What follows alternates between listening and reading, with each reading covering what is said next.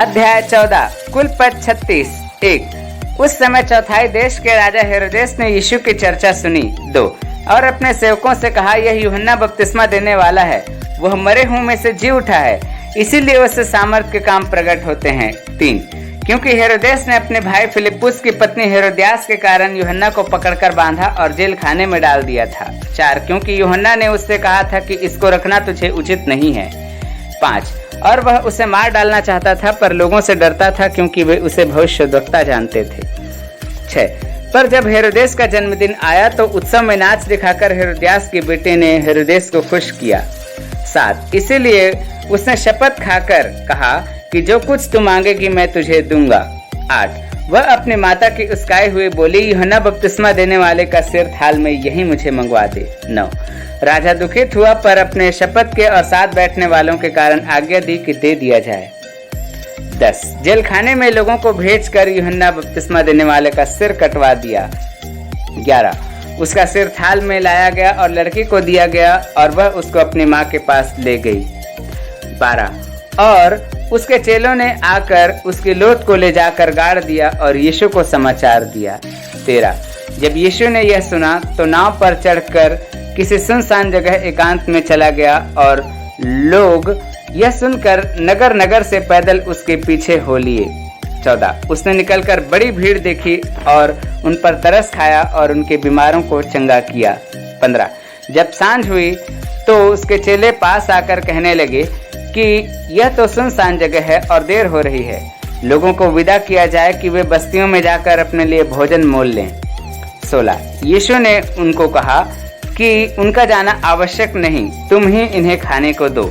17। उन्होंने उससे कहा, यहाँ हमारे पास 5 रोटी और 2 मछलियों को छोड़ कुछ नहीं है। 18। उसने कहा, उनको यहाँ मेरे पास लाओ। 19। तब उसने लोगों को घास पर बैठने को कहा और उन 5 रोटी और 2 मछलियों को लिया और स्वर्ग की ओर देखकर धन्यवाद किया और रोटियां तोड़ तोड़ कर चेलों को दी और चेलों ने लोगों को 20। और सब खाकर तृप्त हो गए और उन्होंने बचे हुए टुकड़ों से भरी हुई 12 टोकरियां उठाईं। 21। और खाने वाले स्त्रियों और बालकों को छोड़ 5000 पुरुषों के अटकल थे। 22। और उसने तुरंत अपने चेलों को बरबस नाव पर चढ़ाया कि वे उससे पहले पार चले जाएं जब तक कि लोगों को विदा करे। 23। और वह लोगों को विदा करके प्रार्थना करने को अलग पहाड़ पर चढ़ गया और सांझ को वहां अकेला था। 24। उस समय नाव झील के बीच लहरों से डगमगा रही थी क्योंकि हवा सामने की थी। 25। और वह रात के चौथे पहर झील पर चलते हुए उनके पास आया। 26।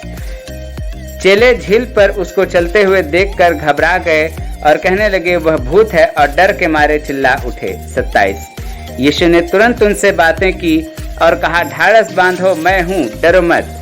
28। पतरस ने उत्तर दिया कि हे प्रभु, यदि तू है तो मुझे अपने पास पानी पर चलकर आने की आज्ञा दे। 29। उसने कहा, आ। तब पतरस नाव पर से उतरकर यीशु के पास जाने को पानी पर चलने लगा। 30। पर हवा को देखकर डर गया और जब डूबने लगा तो चिल्लाकर कहा, हे प्रभु, मुझे बचा। 31। यीशु ने तुरंत हाथ बढ़ाकर उसे थाम लिया और कहा, हे अल्पविश्वासी, तूने क्यों संदेह किया। 32। जब वे नाव पर चढ़ गए तो हवा थम गई। 33। इस पर जो नाव पर थे उन्होंने दंडवत करके कहा, सचमुच तो परमेश्वर का पुत्र है। 34। वे पार उतरकर गन्नेसरत के देश में पहुंचे। 35। और वहां के लोगों ने उसे पहचान कर आसपास के सारे देश में कहला भेजा और सब बीमारों को उसके पास लाए। 36। और उससे विनती करने लगे कि वह उन्हें अपने वस्त्र के आंचल ही को छू लेने दे, और जितनों ने उसे छुआ वे चंगे हो गए।